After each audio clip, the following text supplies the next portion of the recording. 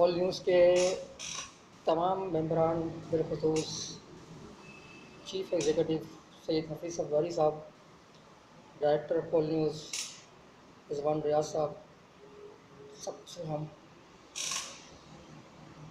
آج 11 ستمبر کے حوالے سے سب جانتے ہیں کہ قائد اعظم محمد علی جناح کا جو 71واں یوم وفات ہے، تو میں اس طرح کہنا چاہوں گا کہ اس دن کی مناسبت سے وحدت قوم ہمیں عہد کرنا چاہیے کہ قائد اعظم کے جو خواب تھے، جس طرح کا وہ پاکستان انہوں نے بنایا، ہمیں دیا، آج اس کے مطابق نہیں ہے۔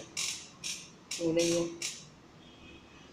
اس سے بھی دیکھنا ہے کہ کہاں غلطیاں آ رہی ہیں، کیا محرکات ہیں، کیا ہاں اگر اللہ تعالیٰ مزید کچھ مہلت دیتا ان کی زندگی کو، قائد اعظم کی، کہ شاید قائد اعظم اس پاکستان کو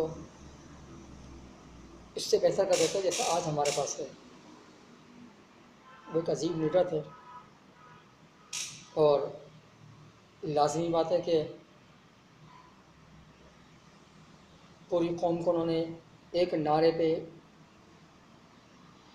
ایک نقطے پہ، ایک مقصد پہ متحد کیا۔ یہ بہت بڑی بات ہے۔ انگریز سامراج سے ٹکر لی، ہندوؤں سے ٹکر لی، اور کلمے کے نام پہ پاکستان بنا کے قوم کو تحفہ دے کے چلے گئے۔ اور یہ پاکستان بنا بھی کس مبارک رات؟